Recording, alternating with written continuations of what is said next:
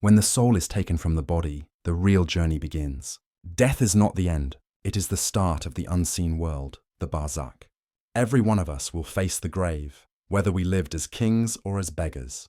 The Prophet said, "The grave is the first stage of the hereafter. Whoever passes it will find what comes after easy, but whoever fails it, what comes after will be worse."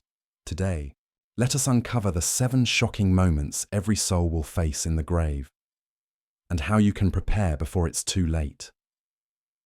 The first moment is the descent into the grave. Your family and friends carry you crying while you are silent, unable to speak. Dirt is poured over you, and you hear the last footsteps of your loved ones as they walk away. The Prophet told us, "Indeed, the deceased hears the sound of their footsteps as they leave him." Imagine lying there, realizing that this world has ended for you. All the possessions you fought for, the wealth you guarded, the status you chased, none of it enters with you. Only your deeds come down into that dark, narrow space. The second moment is the terrifying squeeze of the grave. Even the most righteous will feel it. The Prophet said that if anyone could have been spared, it would have been Sa'd ibn Mu'adh, a noble companion. Yet even he experienced the squeeze. For the sinful, the squeeze is unbearable, crushing ribs together, a punishment, and a reminder that arrogance and neglect have consequences. For the believer, it is brief, like the embrace of a loved one, but it is still a shock, a moment that shakes the soul. The third moment is the arrival of the 2 angels, Munkar and Nakir. They come in terrifying form, their voices like thunder, their eyes like lightning. They sit you up in your grave and ask the 3 questions that decide everything. Who is your Lord? What is your religion? Who is this man that was sent among you? For the believer, whose heart lived by faith, the answers flow easily. My Lord is Allah. My religion is Islam. My Prophet is Muhammad.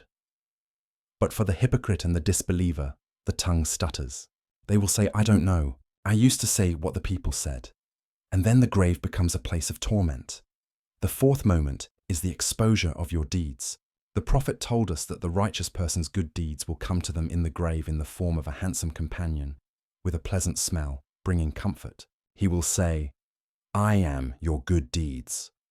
The wicked person's evil deeds will come in the form of an ugly figure with a foul stench, saying, "I am your evil deeds."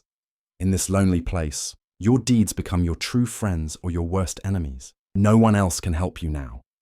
The fifth moment is the opening of the window to your eternal home. Every morning and evening, your place in the hereafter is shown to you.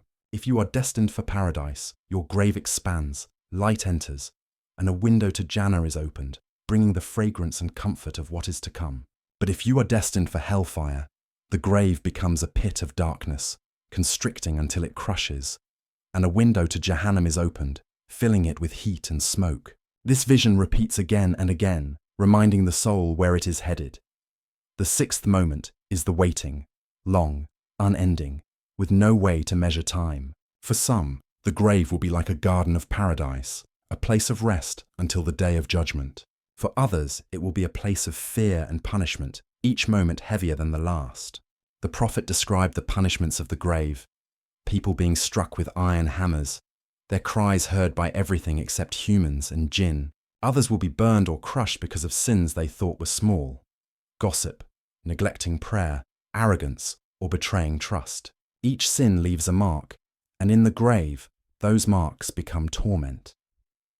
The seventh and final moment is the anticipation of the trumpet, the moment when all of creation will be resurrected. Imagine lying in the grave, hearing the distant sounds of the world changing, waiting for the angel Israfil to blow the trumpet. For the believer, this moment is filled with hope. For the disbeliever, it is filled with dread, for they know what awaits them.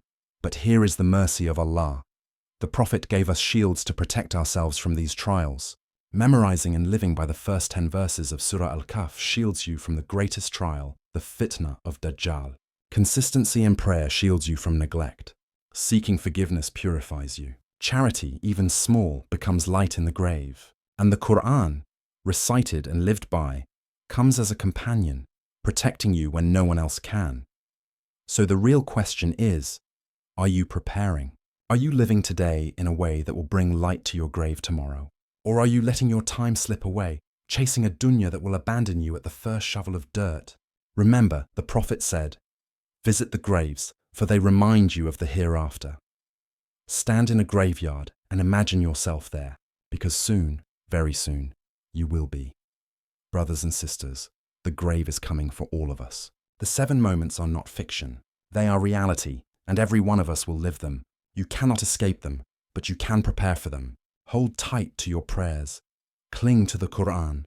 Protect yourself with dhikr, and purify your heart, because when the dirt closes over you and the footsteps fade away, only your deeds will remain. And in that silence you will realize, this is the true beginning. The only question left is, will your grave be a garden from paradise or a pit from hellfire? The choice is yours, and the time to choose is now.